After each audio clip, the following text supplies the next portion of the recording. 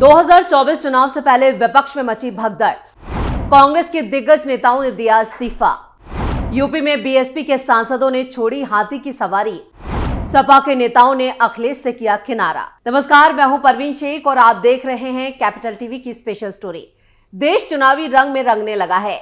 हर तरफ चुनावों का शोर सुनाई देने लगा है। देश में इलेक्टोरल पॉलिटिक्स के लिहाज से यूपी सबसे बड़ा और अहम राज्य माना जाता है। लोकसभा के लिए 80 सांसद देने वाले यूपी से ही गुजरकर देश की सत्ता का रास्ता जाता है। ऐसे में यूपी में चुनावी राजनीति की हवा का रुख भांपना नेताओं के लिए सबसे महत्वपूर्ण होता है। इसके मद्देनजर पॉलिटिकल वेव को भांपते हुए यूपी के नेताओं ने सुरक्षित सीट की तलाश तेज कर दी है, जिसमें मुख्य विपक्षी दल सपा, बसपा और कांग्रेस के नेताओं का दल बदल बढ़ गया है। यानी पार्टियों में सबसे ज्यादा भगदड़ मची है। पिछले दिनों सपा से मोह भंग होने के बाद स्वामी प्रसाद मौर्य और आरएलडी नेता जयंत चौधरी ने अपने रास्ते अलग कर लिए। अब बारी बीएसपी की है। बीएसपी के 4 सांसद हाथी की सवारी छोड़ चुके हैं। सांसदों ने बीएसपी को बोला बाय बाय। मायावती को लगा जोरदार झटका। अभी और सांसद और विधायक देंगे इस्तीफा। मायावती की राजनीति यूपी में होगी खत्म। बीएसपी ने जनरल इलेक्शन 2019 सपा के साथ गठबंधन में लड़ा था। इसका फायदा उठाते हुए बीएसपी के टिकट पर 10 सांसद लोकसभा पहुंचे थे। इनमें से 4 सांसदों ने अब तक बीएसपी को अलविदा कह दिया है। इनमें गाजीपुर से सांसद अफजाल अंसारी और अमरोहा से सांसद दानिश अली ने बीएसपी सुप्रीमो मायावती की नाराजगी के कारण पहले ही पार्टी छोड़ दी। यूपी के कुख्यात माफिया मुख्तार अंसारी के भाई अफजाल अंसारी को आगामी चुनाव के लिए सपा ने गाजीपुर से उम्मीदवार बनाया। वहीं दानिश अली ने पार्टी विरोधी गतिविधियों में शामिल होने का मायावती की तरफ से नोटिस मिलने के बाद बीएसपी छोड़ दी। ताजा मामला लोकसभा में बीएसपी के नेता रहे रितेश पांडे का है। अंबेडकर नगर से सांसद रितेश ने 25 फरवरी को बीएसपी की प्राथमिक सदस्यता से इस्तीफा देने के महज 2 घंटे बाद बीजेपी का दामन थाम लिया और इस कड़ी में अगला नंबर जौनपुर के सांसद श्याम सिंह यादव का रहा। यादव का बीएसपी से मोह भंग होने के बाद कांग्रेस के साथ मेलजोल बढ़ गया। वो कांग्रेस नेता राहुल गांधी की भारत जोड़ो न्याय यात्रा में 26 फरवरी को शामिल होकर बीएसपी से नाता तोड़ चुके हैं। बीएसपी के बाकी बचे 6 सांसदों में से 4 सांसदों को सुरक्षित ठिकाने की तलाश है। जल्द ही ये सांसद भी पाला बदल कर बीएसपी को बाय बाय कर जाएंगे। बीएसपी अध्यक्ष मायावती ने पार्टी के सांसदों का साथ छोड़ने को नेताओं का स्वार्थ करार देते हुए कहा कि टिकट कटने की आशंका से इन नेताओं ने पार्टी छोड़ी। उन्होंने कहा कि सभी नेताओं को लोकसभा चुनाव का टिकट देना मुमकिन नहीं है। तो सोशल मीडिया एक्स पर मायावती ने एक के बाद एक जो 3 ट्वीट किए हैं, वो उनकी प्रतिक्रिया और तंज कम बल्कि उनकी बौखलाहट को ज्यादा दिखा रहे हैं कि किस तरह से नेता उनका साथ छोड़ रहे हैं। उन्होंने एक्स पर लिखा है, बीएसपी राजनीतिक दल के साथ ही परम पूज्य बाबा साहेब डॉक्टर भीमराव अंबेडकर के आत्मसम्मान व स्वाभिमान के मिशन को समर्पित मूवमेंट भी है, जिस कारण इस पार्टी की नीति व कार्यशैली देश की पूंजीवादी पार्टियों से अलग है, जिसे ध्यान में रखकर ही चुनाव में पार्टी के उम्मीदवार भी उतारती है। उन्होंने अपने दूसरे ट्वीट में लिखा है, अब बीएसपी के सांसदों को इस कसौटी पर खरा उतरने के साथ ही स्वयं जांचना है कि क्या उन्होंने अपने क्षेत्र की जनता का सही ध्यान रखा, क्या अपने क्षेत्र में पूरा समय दिया, साथ ही क्या उन्होंने पार्टी व मूवमेंट के हित में समय समय पर दिए गए दिशा निर्देशों का सही से पालन किया है। इसके बाद बीएसपी सुप्रीमो मायावती ने एक और ट्वीट किया। उन्होंने लिखा, ऐसे में अधिकतर लोकसभा सांसदों का टिकट दिया जाना क्या संभव है, खासकर तब जब वो स्वयं अपने स्वार्थ में इधर उधर भटकते नजर आ रहे हैं। वह नेगेटिव चर्चा में हैं। मीडिया द्वारा ये सब कुछ जानने के बावजूद इसे पार्टी की कमजोरी के रूप में प्रचारित करना अनुचित। बीएसपी का पार्टी हित सर्वोपरि। गौरतलब है कि रितेश पांडे ने मायावती की कार्यशैली पर सवाल उठाते हुए पार्टी छोड़ी। उन्होंने अपने इस्तीफे में कहा कि वो बीएसपी अध्यक्ष से मिलने का कई बार वक्त मांगा था, लेकिन उन्होंने समय नहीं दिया मिलने का और ऐसे में वो पार्टी छोड़ने पर मजबूर हो गए। पांडे के इस्तीफे के बाद मायावती ने सोशल मीडिया पर ही कहा है कि ज्यादातर लोकसभा सांसदों का जो टिकट था वो कटना था और ये मुमकिन नहीं है कि सभी को टिकट दिया जाए, खासकर तब जब वो खुद अपने स्वार्थ में इधर उधर भटकते नजर आ रहे हैं और नेगेटिव चर्चा में हिस्सा ले रहे हैं। और मीडिया से ये सब कुछ जानने के बावजूद इसे पार्टी की कमजोरी के रूप में प्रचारित करना भी सही नहीं है। बीएसपी के लिए पार्टी का हित जो है वो सबसे ऊपर है। इधर मायावती की राजनीति हर गुजरते दिन के साथ यूपी में सिकुड़ती जा रही है। इधर सपा और कांग्रेस की हालत तो और भी ज्यादा दयनीय है। कांग्रेस को छोड़ने वालों की लंबी फहरिस्त है और आने वाले वक्त में कांग्रेस के दर्जनों नेता पार्टी छोड़ने और बीजेपी ज्वाइन करने की लाइन में लगे हैं। इन नेताओं को बस मोदी की तरफ से हरी झंडी मिलने का इंतजार है। अप्रैल मई में होने हैं लोकसभा चुनाव।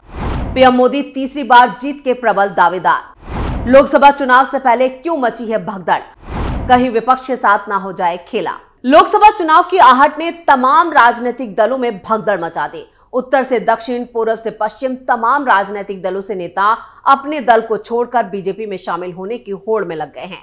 अपनी पार्टियां छोड़कर रातों रात बीजेपी में शामिल हो रहे इन नेताओं को भी शायद लग रहा है कि बीजेपी के अश्वमेध घोड़े पर सवार होकर ही चुनावी वैतरणी पार की जा सकेगी। अभी तो लोकसभा चुनाव की तारीखों का ऐलान भी नहीं हुआ है। सूत्रों की माने तो तमाम पार्टियों में ऐसे नेताओं की बड़ी संख्या है जो चुनावी आचार संहिता का इंतजार कर रहे हैं ताकि उसके बाद बीजेपी का दामन थाम सकें। 5 राज्यों की विधानसभा चुनावों के बाद से बीजेपी का जोश हाई है। मध्य प्रदेश में बीजेपी ने जोरदार वापसी की तो छत्तीसगढ़ और राजस्थान कांग्रेस से छीन लिया। अब लोकसभा चुनाव के लिए बीजेपी ने खुद के लिए 370 सीटों और अपने एनडीए गठबंधन के लिए 400 पार का लक्ष्य रखा है। पार्टी इस बड़े लक्ष्य की तरफ बढ़ने के लिए जोरदार तरीके से मेहनत भी कर रही है। बीजेपी की जमीनी मेहनत तो है ही, दूसरे दलों के बड़े नेताओं ने भी हवा का रुख भांपते हुए बीजेपी की तरफ ताकना शुरू कर दिया है। 27 फरवरी को हुए राज्यसभा चुनाव ने उत्तर प्रदेश में मुख्य विपक्षी पार्टी समाजवादी पार्टी को जोरदार झटका दिया। उसके 7 विधायकों के बीजेपी के पक्ष में क्रॉस वोटिंग करने की खबर, और कुछ ऐसा ही झटका कांग्रेस को हिमाचल प्रदेश में झेलना पड़ा, जहां उसके 6 और 3 निर्दलीय विधायकों ने बीजेपी के पक्ष में वोट डाले। इन 3 निर्दलियों को कांग्रेस अपने पक्ष में मानकर चल रही थी। केरल में बीजेपी को मिला मजबूत साथी। अशोक चौहान ने कांग्रेस को दिया झटका। तमिलनाडु में मजबूत हो रही है बीजेपी। दक्षिण भारत में भी बजा बीजेपी का डंका। पीएम मोदी के एक्शन प्लान से विपक्ष में भगदड़। ये तो हुई राज्यसभा चुनाव के बीच मची भगदड़ की बात, लेकिन पिछले कुछ दिनों की बात करें तो कोई भी पार्टी इससे अछूती नजर नहीं आ रही है। सबसे पहले बात करते हैं केरल की। केरल के बारे में कहा जाता है कि बीजेपी का वहां कोई बड़ा जनाधार नहीं है, लेकिन उसके बावजूद बीजेपी लगातार वहां अपनी स्थिति मजबूत करने के लिए कड़ी मेहनत कर रही है। जनवरी में बिहार में बड़ा खेला हुआ जब सूबे के मुख्यमंत्री नीतीश कुमार ने आरजेडी और कांग्रेस से नाता तोड़कर दोबारा से बीजेपी के साथ गठबंधन कर लिया। इस समय नीतीश कुमार विपक्षी गठबंधन के अगुवा के रूप में दिखाई दे रहे थे, लेकिन शायद उन्हें भविष्य का आभास हो गया था और उन्होंने बीजेपी की शरण में आना ही बेहतर समझा। इसके बाद 31 जनवरी को केरल में 7 बार के विधायक रह चुके बड़े नेता पीसी जॉर्ज ने न केवल बीजेपी का दामन थामा, बल्कि अपनी पार्टी केरल जनपक्षम सेकुलर का बीजेपी में विलय भी कर लिया। 7 फरवरी को मध्य प्रदेश के जबलपुर से कांग्रेस महापौर जगत बहादुर अन्नू ने बीजेपी का दामन थाम लिया और भी कई लंबी लिस्ट है जो मध्य प्रदेश से बीजेपी में शामिल हुए।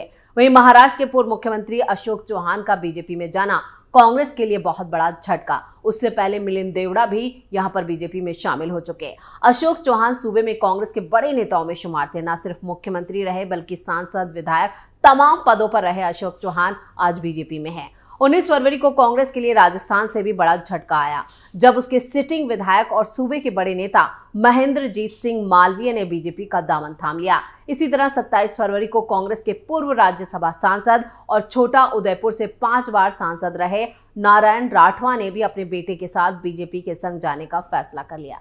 पिछले हफ्ते तमिलनाडु में भी कांग्रेस की सिटिंग विधायक विजया धरानी दिल्ली बीजेपी मुख्यालय पहुंची और पार्टी की सदस्यता ग्रहण कर ली। विजया धरानी 3 बार की कांग्रेस विधायक रही हैं और पहली बार उन्होंने राजनीतिक दल बदला है। तमिलनाडु भी उन राज्यों में अब शुमार हो चुका है जहां बीजेपी मजबूत होने की भरसक कोशिश कर रही है। बीजेपी में शामिल होने की ये यात्रा उत्तर पूर्व में भी जारी है। अरुणाचल प्रदेश में 2 दिन पहले कांग्रेस के 2 और एनपीपी के 2 विधायकों ने बीजेपी में शामिल होने का फैसला कर लिया। कांग्रेस के 2 विधायकों में निनोंग एरिंग भी शामिल थे जो सांसद भी रह चुके हैं और केंद्र में मनमोहन सिंह सरकार में केंद्रीय राज्य मंत्री भी थे। 27 फरवरी को ही बिहार में विपक्षी गठबंधन को झटका सहन करना पड़ा जब आरजेडी के एक और कांग्रेस के 2 विधायकों ने बीजेपी का दामन थाम लिया। वैसे ये सिलसिला अभी रुकने वाला नहीं है। खबरों की माने तो महाराष्ट्र में तो कांग्रेस के और भी विकेट गिरेंगे, यानी कांग्रेस खत्म होने की कगार पर है।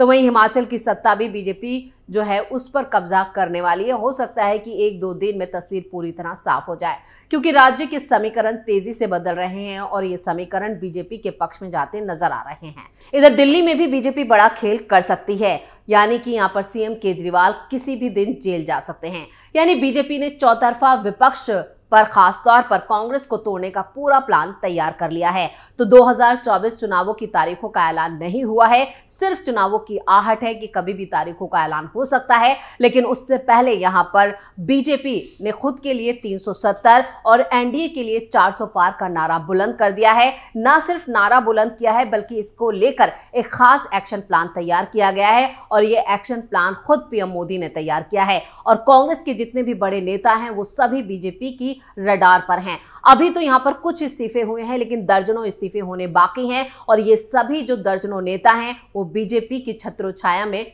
चुनाव लड़ने वाले हैं। तो ये थी हमारी स्पेशल स्टोरी। वीडियो कैसा लगा नीचे कमेंट बॉक्स में अपनी राय जरूर दें। वीडियो को लाइक करें और शेयर करें। कैपिटल टीवी को सब्सक्राइब करें। नमस्कार।